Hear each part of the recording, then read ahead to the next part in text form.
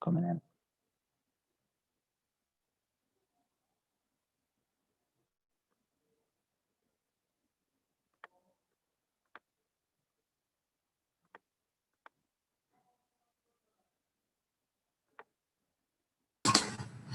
Afternoon, everyone.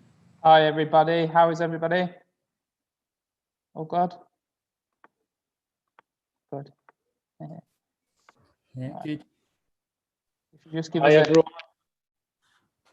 if you just give us a few moments, we'll just let people filter in before we make a start. I'm just going to make sure my screen share is on and up, ready for what we've got to cover.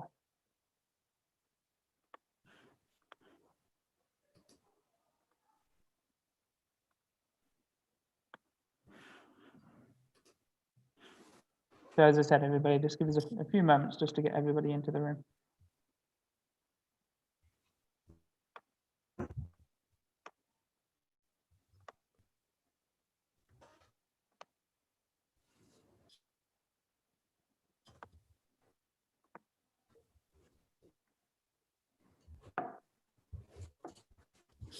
We'll probably give it until about 5 past.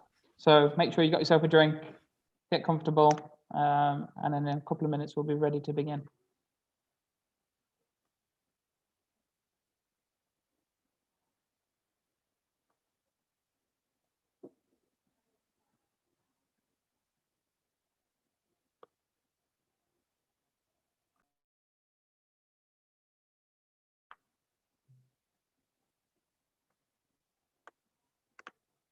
Everyone.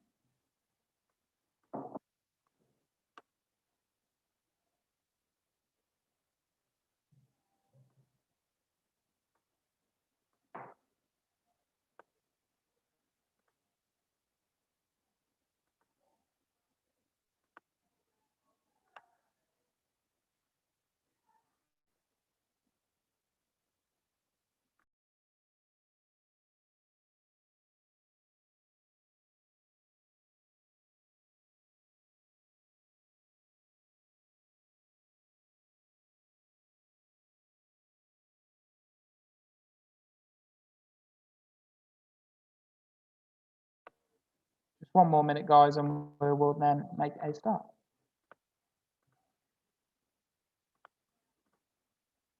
Where are we at? Open this up.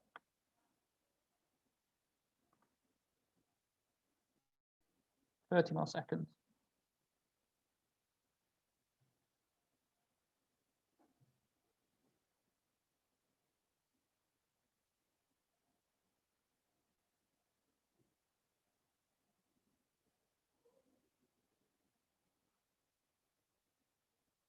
Good to go.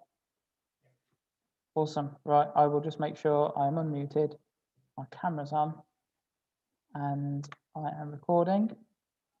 Hello, everybody, and welcome. We're super excited to have you all join us today for Future Communities, Building the Society of Tomorrow. Obviously, this event is being run as part of the awesome Birmingham Tech Week 2020, which is in association with Tech Nation, West Midlands Growth Company, and the Department for International Trade. Birmingham Tech Week obviously wants to make sure it thanks its sponsors, without whom this week wouldn't happen, as well as all the fantastic partners that, again, make sure that Birmingham Tech Week is back for this second year. And we'd like to obviously introduce ourselves in terms of Birmingham Enterprise Community. We're delighted to be back for the second year running at Birmingham Tech Week. Fantastic initiative that we are really pleased to be supporting and taking part in this year. So who are we? My name is Daniel Evans. I am the Chief Executive Officer here at Birmingham Enterprise Community. I'm local, so I'm from Tamworth, just down the road from Birmingham. I graduated out of local universities and, of course, now work locally as well. I'm also joined by... Hi, everyone. I'm Ron Hafal. I am the Chief Operation Manager at Birmingham Enterprise Community. I'm not local, but I came to the UK in 2016. Originally, I'm from Syria. I did my master's at Aston, and right after that, I got involved with the incubators, accelerators in the region. And I love working with startups, entrepreneurs, like-minded people trying to change the future. And here we are being part of this as what we always love to do. Awesome. Thank you very much, Amran. We're having to do a bit of muting gymnastics since we're sat next to each other. I'm sure we will manage it. So Birmingham Enterprise Community, I just want to give you a brief context to who we are for anybody that's not heard of us. So Birmingham Enterprise Community is a social enterprise. We are based in the centre of Birmingham, but the work that we do, well, really now is global. Last year, I would have definitely said that we support Midlands-based enterprises, but that's kind of extended a lot further now. Our accelerator program has startups and entrepreneurs from all around the world looking to get involved with the UK and Midlands scene. We like to empower these emerging entrepreneurs through a range of programs, helping them to equip the skills that they need to take these ventures forward from startup all the way through to scale up, help them to connect with resources and have everything they need to make that journey somewhat easier. It's never completely easy, but if we can help a little bit, then we're doing our jobs right. As I mentioned, we did take part in Birmingham Tech Week last year. It was, as any of you that engaged last year know, an awesome experience. Somewhat different this year. So this time last year, we were in a lecture theatre at University College Birmingham, whereas of course we can't do that at the moment. And we ran an event called How to Change the World While Studying, where we were joined by a group of student entrepreneurs who were looking at how they could create meaningful impact in the world through the use of tech. Really awesome event. Some fantastic speakers there, some of whom we've gone on to support, some of the people in attendance as well we've been working with over the past year. And I know a lot of them really got inspired by that event and have taken action since and have really got involved with the community here in the Midlands. So that brings us to today, 1 year on, and for what we see is a continuation of that topic that we ran last year. Very much we were thinking about that initial impact and, what could we do as individuals through entrepreneurship, through technology, in order to create impact in the world around us. The way that we intend to take this one step further today is to actually look at what a vision for the future could be, how technology plays a role in that, and also give you guys a chance to share your thoughts and opinions around that. So in terms of talking about the future, we first need to set a context in terms of what future we're talking about. Where is it that the world wants to get to, is getting to, is going? What are the attributes? Where is that vision for what we want to see? And the really difficult thing here is, of course, depending on who you are, where you're from, what you've been doing, how you view the world, that can look different to different people. But we think that there are several things that I guess we would say the majority of people have in common around this. Some examples of which we can see on screen, and we're going to go into a little bit later on. And one of the things that I guess we are almost using as that vision for the future is this concept of utopia, of this perfect world. It is something that the human race has always strived for. So whether this picture on the left or a slightly more modern take on what utopia could look like on the right, that vision changes over time, and it almost feels that it is a never-ending quest to reach this location. Thomas More, who wrote a book called Utopia, and was the first person to to coin the phrase utopia, a good almost 500 years ago, said that things will never be perfect until humans are perfect. And he expected that that's not going to happen for a long time. As we said, 500 years later, we're still not perfect. And the question lies here is would we ever be perfect? Can we ever reach a space where humans reach this state where the things that were previously mentioned come true? And one of the questions that we want to ask today is, if that is the case, and humans need to, in order for us to reach utopia or reach this perfect society, humans need to be perfect. We know that that's potentially not feasible, not possible. So how can technology mitigate the flaws that we have in humanity and potentially allow us to reach utopia, this thing that we feel is out of reach and are constantly chasing? So before we start, we just want to lay out some rules. One, we would encourage you all to stay open-minded. It is quite a big topic that we're examining here, where there aren't necessarily right or wrong answers.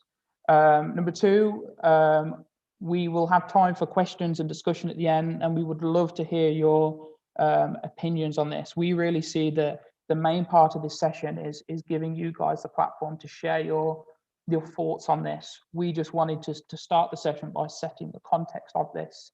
But if there's anything that pops into your mind along the way, feel free to use the chat function, share those thoughts and comments and chat along as we move through the session. And number three, very simple, no politics. This is not political, this is apolitical. It is something that goes beyond or above politics. So we will keep thoughts of people like Donald Trump out of the conversation. Just a quick breakdown in terms of what we're going to cover. Firstly, I'm going to speak a little bit about systems and a little bit, just again for a bit of context. We're then going to look at, I think there's 5 elements that we've proposed of what a future community kind of contains, which Omran's going to take you through. And then finally, we're going to look at a couple of the problems around achieving that and why that change from where we are now to this thing that we're proposing, why there's potentially some barriers there that we need to come up with solutions for. So what is a system? So a system is a set of working things acting together as a complete whole, a network, a mechanism. The reason we've highlighted this and the reason this is important is because we are dealing with complex and complicated matters that cannot be looked at in isolation. If you think of any social or any economic issue that we are trying to find a solution for today in the world, it is not the case that you can just see that as its own thing and it's about changing that and everything else is fine. The changes to that, it may be that you need to change other parts of the system to get the desired result there. It may be that changing that one part that you think is broken actually just moves the issue to somewhere else. So what we have to do, and what entrepreneurs and innovators really have to do to start moving us towards this future community, is to look at the systems as a whole. And that's where this notion of systemic change comes in. How do we move from the system that we're currently in to a new one where we've eliminated these problems, these underlying problems that we've identified. So again, a couple of things that we just wanted to lay down in terms of what we think this is about, what principles we think there are that underpin this future community that we then want to use to propose a slight model for is the following 3 things. Number 1 is that it would be a community, a society, a world where we all are treated the way that we deserve to be treated. Number 2, we would get what we want when we need it. And number 3, we're looking out for the needs of all. So rather than looking out for the needs of us as individuals, it is about the collective, it is about the community, and it's about the society. So I'm going to quickly pass over to Omran, who's going to take you through the elements of this future community. Okay, I'm going to share my screen quickly. Okay. As Dan said, now we are just setting a context of something that's going to come in the future, near future, or like the far future, we don't know. So those are the elements that we see. They could be the fundamental of those communities. You can add some to them, maybe take some out. So the first one is we need to leverage data. We're going to be using data alongside all the sectors. Then we're going to be looking at sustainability and using the resources that we have in the optimum ways. Connectivity and integration between the three main pillars that might be for the future communities. There are the civil societies, the government, and the businesses. Then we're going to look at the citizen advocacy and then how we can decentralize decentralization and who could be taking care of such large systems that Dan just talked about. Now we are facing complex problems to solve. You need to look at complex data, analyze it, and get all the resources possible to understand those data. And if you're going to be looking at problems from one angle and collect the data from one angle, we're going to solve a problem from that angle, but we are not solving the whole. And as an example with the pandemic, one of the main issues was looking at the right data. There was a struggle at the beginning of, okay, which data we need to look at so we can take action. Which data we're going to be looking at so we can take action on it. And to highlight this importance, one of the first companies that got funded was the research and data collectors companies. One of the main problems now that most of the data is being collected by the private sector. However, we need that integration between the government and the private sector so we can get a wholesome idea of the problems, the trends, and even prevent problems in the future. Capacity utilization. The idea here, we already have experimented this with the shared economy that we are already using right now, such as Uber or TripAdvisor, where we are all collaborating together to bring value to the societies or the communities we are creating under those platforms. And the idea here, why not, for example, we are creating the prototypes parts of airjets through the 3D printers. That 3D printers, they create prototypes, but at the same time, they can manufacture real parts for people, for example, that need artificial body parts or supporting veterans. So you have a real product serving a certain type of the society or the civil society, at the same time serving the more complex manufacturing sectors. So we need to look at how we can utilize those resources that we have so we can ensure sustainability for the long term and saving the earth resources.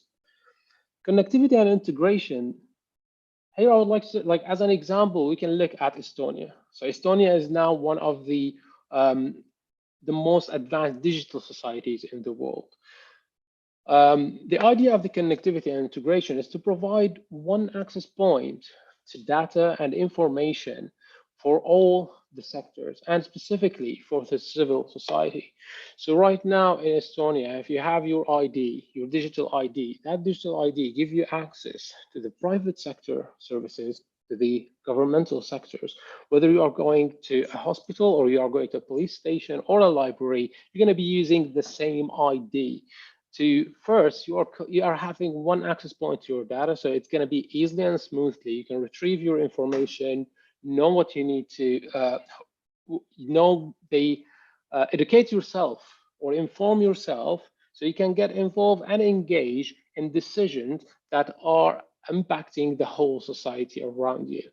So it's breaking those barriers of accessibility for individuals and organizations. Citizen advocacy. To do this, it's going to be all centered around the citizens themselves. So we need to create systems that encourage us as citizens to take actions in our hands of maintaining the pro behaviors, the right behaviors around. We can create peer pressure on those around us to be involved and engage in the right way. And at the same time, this way, we can reduce the pressure on the public sectors and governmental sectors. One of the examples of the integration as well and reducing the pressure on the public service in Estonia, because they have that infrastructure of connectivity. When the pandemic happened, they just added a feature to their platform that 99% of their citizens are using. They added a feature so employees by themselves, they can request a temporary sick leave for themselves. So they reduce the pressure on the nurses and doctors, where all those employees are going to be going to them every time. Right away, the citizen, through the online platform, they were able to get those permissions right away. At the same time, that's on spot, providing data and information on how the virus is going around and the behavior of it for like employability and citizens as a whole. Decentralization, and this is going to be talking later on how this can be part of like the problems that we're going to be facing to decentralize. Decentralization, that means we won't have only the power of making decisions, won't be just like for one party or one organization or one sector. We need to be looking at this all together. We need tri-sector leaders to be helping in this. So tri-sector leaders, going back again, the sectors we're talking about business, civil societies, and governments. Those tri-sector leaders need to have a balanced motivation. So despite what sector they are working on, they need to be looking at making decisions that it's in the benefits of the whole society, not only the benefits of the sector they are in. So they need to manage the energy of the sectors as a collective at the same time as individuals. Humans always are the center of all of this. So the technology is there. The technology is like a vehicle to move from point A to B. However, that vehicle can be dangerous if the driver is not driving responsibly. And here where you can look at all those examples of what we have now about like the machine learning, the artificial intelligence, the robotic, the nanotechnology, biotechnology, it's all there. It's just knowing how we're going to utilize it for the better future and how we can work all together to towards that goal. The problems, engagement. To reach such a utopian society, we need everyone to engage. And we can't just get two sectors and then the rest going to feel like they are left out. And engagement as well is going to prevent a lot of bad behaviors in the future. If you look at all the bad behaviors in society, it is fundamentally started because those who did those behaviors, they were isolated from their groups. They were isolated from the involvement in decision making or in the area they are in. So we need engagement from everyone. Education. We are talking about technology. We are talking about something that needs a lot of awareness. So the education here, it's not only to educate civilians. At the same time, we need to educate the organizations, the sectors, the leaders, the managers. So everyone is educated for the best interest. Manipulation is another big thing. So, and we've seen it already, all of us with the social media, of how that technology have been used to manipulate the human behavior and our behavior activities.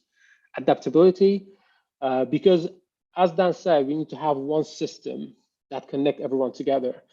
That means we need to make everyone adaptable to certain systems that merge the similarity between the different systems at the same time, make the differences disappear. And sometimes we need a disruption to do the adaptability. So as you all know, right now we are doing this over Zoom call. Everyone was forced to adapt to Zoom calls, whether it's government, whether it's civil societies or private businesses. We were forced for that adaptability. So we are able to adapt to anything, but it's just, are we willing to, and what can force us to adapt? Power, which is a huge topic of how the power is going to be shifting around. Who's going to give up the power that they have now in place? And I always relate that power to the data. And right now it's more into the private sector. However, when we are talking about something that big, we need the government involvement, because even if you look at the most important things that we have, internet or the GPS or all of those, they have been developed by governmental funded projects. They were for the defense purposes at the beginning, but now we are using them as civilians. So we need that involvement as well from the government. And then ended it with the stewardship, which is who's going to be taking care of the system, who's going to be holding liable or responsibility of all of that. And this should be shared among all of us. Where do you go from here? So the technology is here, and we are moving really fast toward the future. And again, the pandemic proved that we accelerated on multiple levels on how the future might look like. It's about now deciding on how this community looks like, who's going to get involved and who's not, and how to mitigate the danger of the technology as well. Because we are moving fast forward, but we need at the same time to be aware of the negative aspect of what technology might cause. At the end, it's only natural, of course, that each man should think his own opinions is the best. And that's Thomas More, the utopia. And this is one of our main problems. We all think that we are the best. And we think when we put our opinions out, it is for real. We think that it is the best. We are not pretending that it's the best. We have a belief that it's the best. But how we can give up that and listen to each other to create that great future. So thank you very much for listening, guys. And as Dan said, now it's your time to ask questions. What do you think about it? Because we need to engage, listen to each other, and see how the future might look like. Awesome. I think that this point that Fred has just typed in the chat, and I'd welcome Fred if you had further thoughts to share in this. This very much links. I think the concept of citizen advocacy that we mentioned, where you are incentivizing people to be a part of this thing, and for that pro-social behavior, giving them a reason to do it is vastly important. I guess the question and the problem there is, how do we make sure that doesn't become quite big brother and controlling and those sorts of things? How do we still maintain our privacy through that as well? Any thoughts, Fred? Well, the shape of communities is definitely changing. I'm involved in a number of different clubs, and I can honestly say the same aspect has occurred on a number of them, that those people that have been willing to go online and adapt to modern technology have been driven forward at an enormously fast pace this year. The changes that have taken place since March have been phenomenally good. But those people that never took on technology have all been left behind. And a lot of them are sitting at home thinking what we're going to do with ourselves. And that's where the education bits comes in, that we need to educate everyone on and involve them all in how they use these technologies. And because we moved, as I said, it was like a phenomenal speed that we moved forward with, it was hard to get everyone involved. So we need to take action now and start involving everyone. So in the future, if something happened like this, everyone can. We don't want people sitting at home, because even the educated people, even who's using all the technology now, they've been impacted mentally and like their well-being of just staying at home, isolated, not engaged. And I think just to add to that, and maybe a slight step before education, is actually accessibility. One of the big things that the pandemic has thrown up especially in the UK, is access to even just a computer at home with internet. For a lot of children, they've missed out because they don't have that access still. So how do we make technology, completely accessible? It's getting to the point where many regard access to the internet as a human right. So, how do we treat that in the same way that we would treat making sure people have clean drinking water and sanitation? I find there's been some fantastic sort of assessments going on. Now, at the moment, there's more mobile phones in the world than there are people. The problem is that people have got lots of stuff there that's well outdated. And if you actually ask people to go onto their smartphones, there's a lot of people that haven't got a smartphone. They're using an old Nokia brick or something like that. It does the job, and that's what they think they're going to use. The other thing is that I'm on a platform at the moment that actually says we cannot use any technology that was built before 2015, because with Apple equipment, it needs iOS updates, and of course, it doesn't take it. So people have got surplus equipment, and a lot of it doesn't work. And you therefore can't get to these people because they find it so difficult. Completely agree. Completely agree. There's a lot that needs to be, and from a sustainability point of view, we're in a situation where mentioning Apple, they release a new one of these every year, and it's maybe a slightly better camera, slightly better screen. What good does that do to the rest of society? I just want to pick up on Max has asked a question here in terms of how do you think the reduction of working hours is part of the future vision? Would you support a 4-day working week? I would love to know if anybody's got any thoughts on this. I think that I remember my parents telling me before that when they were growing up, it was always said that, in the future you would have tons of leisure time, you wouldn't have to work much, and obviously people are in a lot of ways working more now than ever. Does anybody want to share some thoughts on that?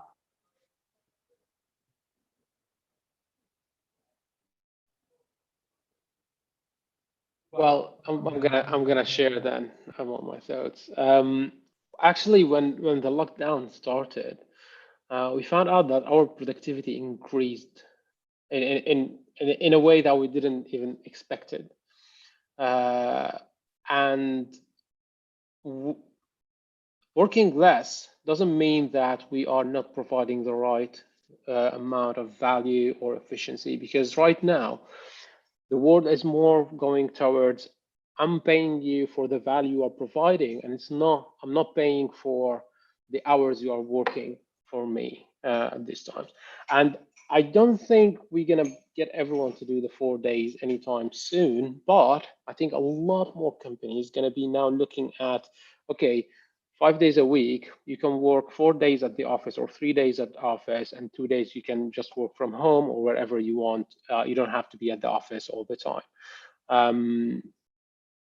But at the end, in the future, I think we're going to work less, because with the technology development, the technology is going to be doing a lot of the work that we are doing.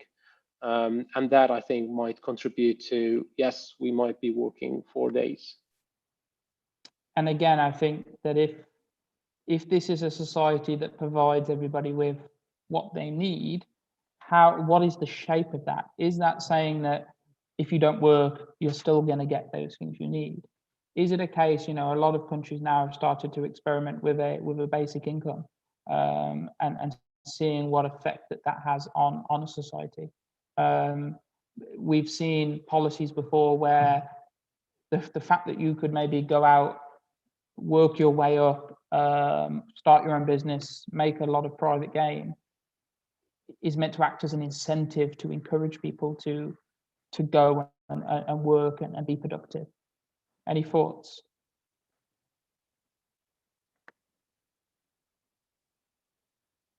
Well, I'd have thought that the way that society has changed, if you went back 30 years from now, the shops never opened on a Sunday. That was always family time.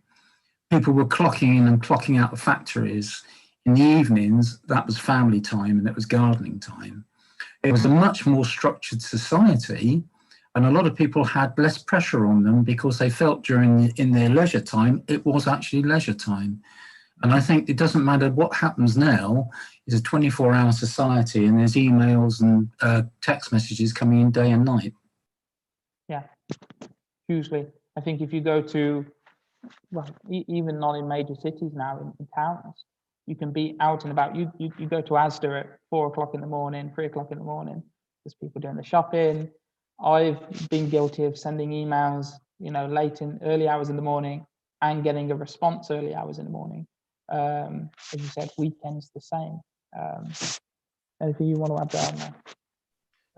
I think this is one of the major issues we are facing, and I agree 100% with you, Fred, that we became too much drawn into the business side of our life. We are forgetting that human aspect of it, because especially you mentioned the family and the time of the family. This is the time to do gardening. Our relationships are getting somehow impacted and destroyed by the technology, and that's why I think by the technology, because we are not using it the right way. And this is one of the negative things that we need to be really aware of. But 100%, I think it's one of the major problems we are facing now as a society.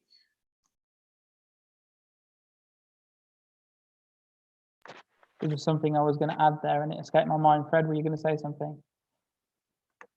I was going to share a thought that I heard actually in a talk when we could go to talks and presentations.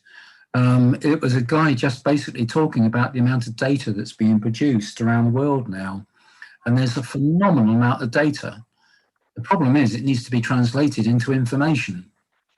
When you've got to information stage, you've got to then have the knowledge of what to do with the information. And so you've got 3 levels before you start.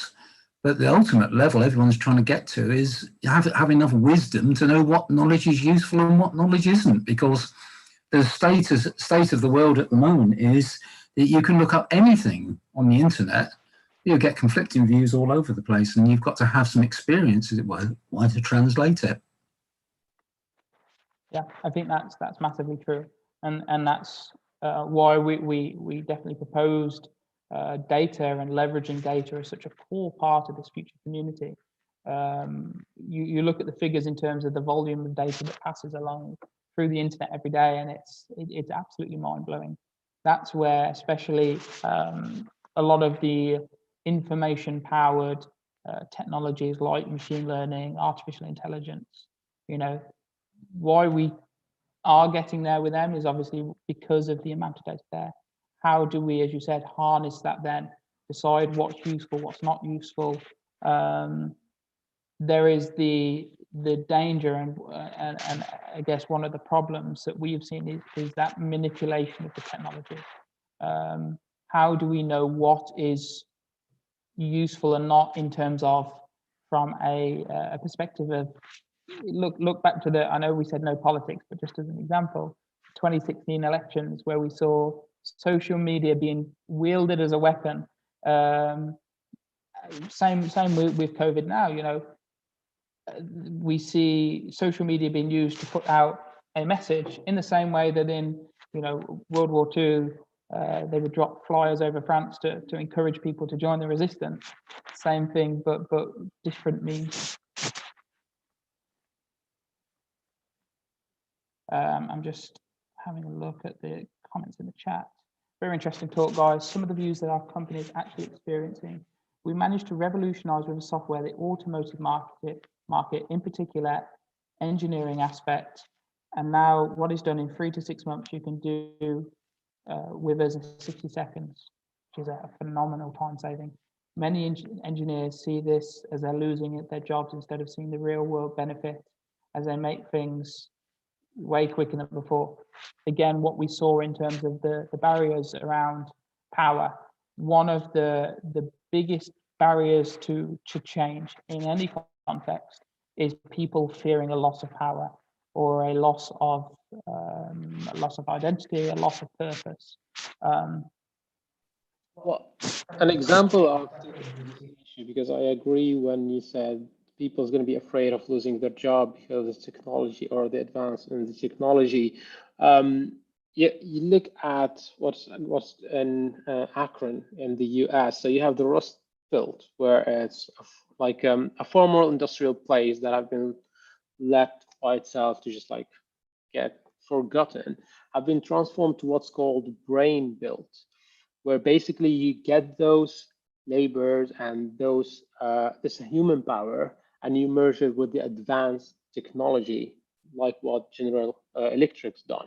And then utilizing those two resources, you can develop more efficient solution. You can find a solution for challenges.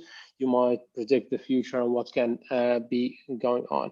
However, that's need an innovation policy. And then we need to look at who is willing to contribute to that innovation policy.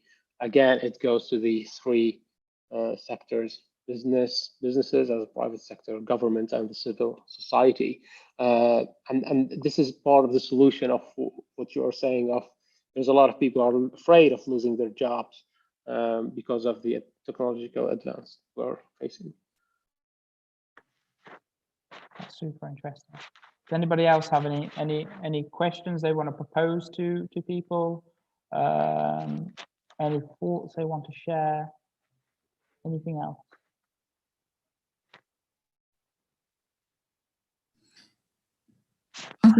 I think there's a bit of a disengagement at the moment for a number of different reasons. Obviously, there's a lot of changes going on in society. But the one thing that worries me the most is the engagement of the young people, because certainly the ones that are at the lower end of the age range have less baggage to carry. They have less encumbrances around them.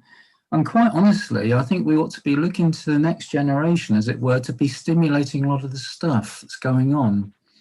And I can only say that at the moment, the schools, I think some of them have done a phenomenal job over the summertime of actually engaging the kids to actually develop apps, to look at different ways of doing things, how they can work with their families, and how they can work with the schools to actually get better education.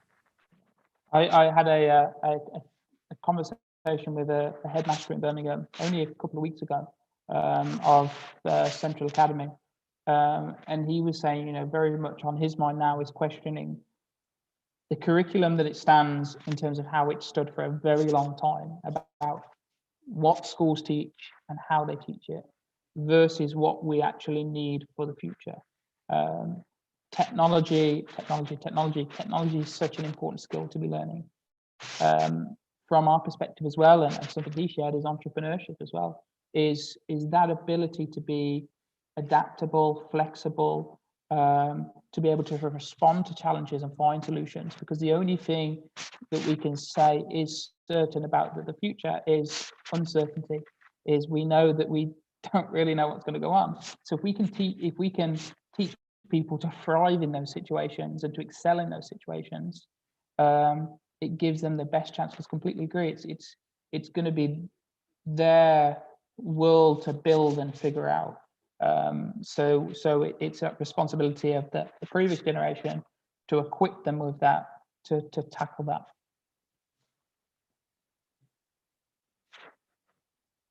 Yeah, that is super interesting. Anybody else on final thoughts? I know you're all probably sitting there taking this all in, and again, it's such a huge topic. There's so many elements to it. But of course, if you want to share anything, then Here is your chance to share.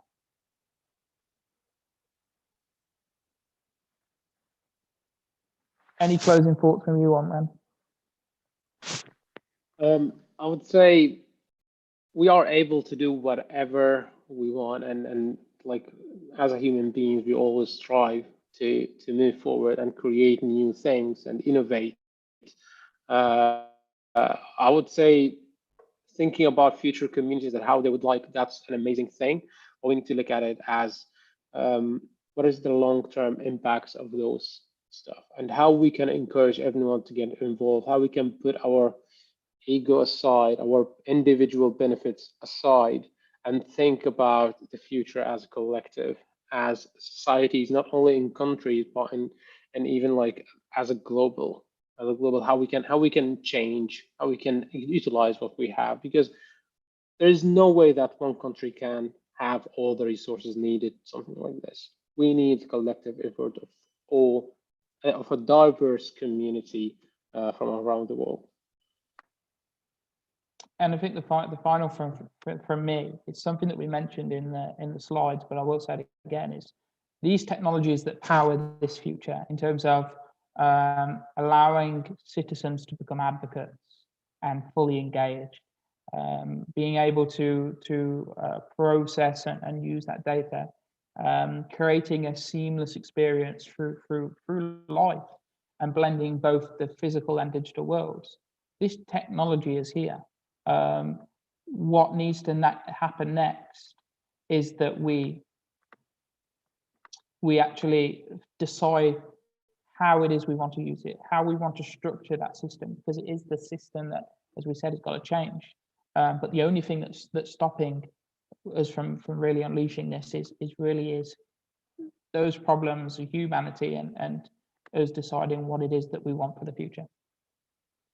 Just touching on what Fred just said, like that in this digital world, boundaries are disappearing, and that's true. And we've experienced this through our engagement with other entrepreneurs and startups. So we were doing more of the local startups, but when the pandemic happened, now we have people from all around the world, Asia, US, Mediterranean, Europe, all together on one screen, sharing and bouncing great ideas. And you can see the similarities of the pain points between each other and how each other solve it.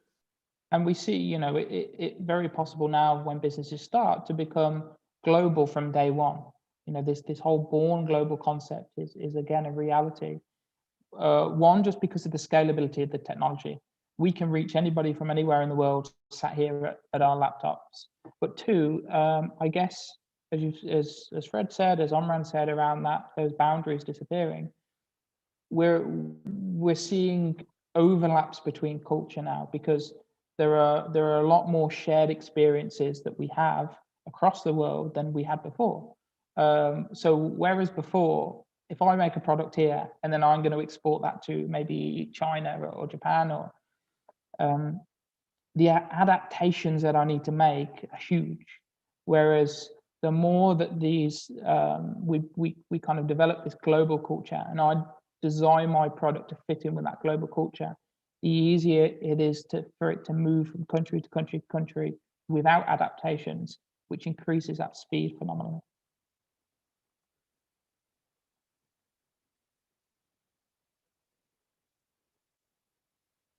Just a few more thoughts flooding in on that. Susu, I think technology products and services should be easier to use and more user-friendly, rather than people having to struggle to adapt to the tools. Massively, and that's obviously the job of product designers. Should be to make it that it is as easy as possible. It also goes with that seamless experience. So we see it, and smartphones try to do it a lot, in terms of when you think that you should swipe something, you find that you swipe it and it does that, or making a pinching or pressing on something. But how do we carry those same functions over multiple technologies, multiple platforms, so that, you know, when we do something innately, it does what we think it's going to do, rather than something completely different. And the next thought on there as well, when decentralized blockchain systems will replace banks, third-party traditional systems, we will be able to develop the future. Its real potential without the constraints imposed by the banking game. And I think that extends beyond banking as well. So obviously decentralized ledgers, blockchains, this notion that we've mentioned in terms of decentralizing decision making and the way that things are designed, that is potentially a technology that can help to power that. Because I guess two of the things that we struggle with there is we've seen it actually with the pandemic again, very current topic, but let's use it. A few people that have not wanted to do the track and trace because again, data to the government, people tracking them, people following their movements, the worries about privacy. Obviously, there's potential there for ledger technology to remove that, decentralize that, allow us to be part of something that works seamlessly, but also keep our privacy as well. And I think that's a really important issue to look at as well.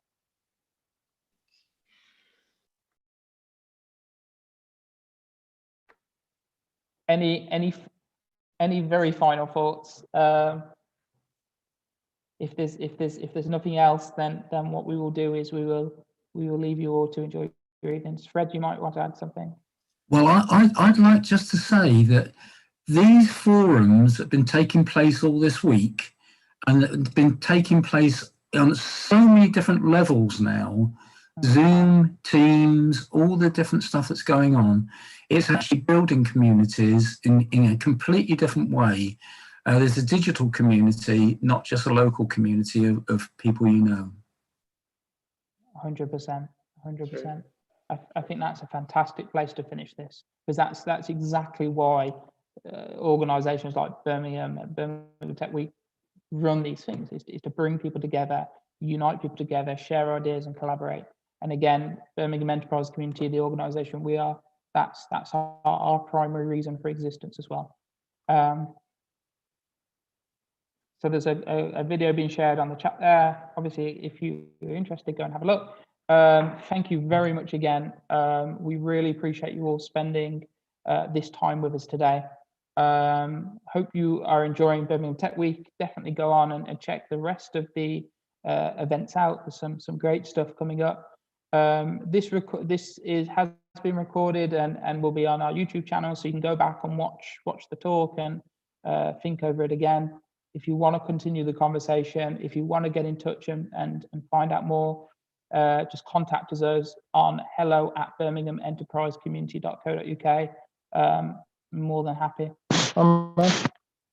Thank you very much, guys, for joining us today. We really enjoyed this talk and hope you enjoyed it as well with us. And as Dan said, if you would like to talk about this, or if there's any way that Birmingham Enterprise Community can help, do not hesitate to reach out to us, whether through the email that Dan mentioned or our website, birminghaменterprisecommunity.co.uk.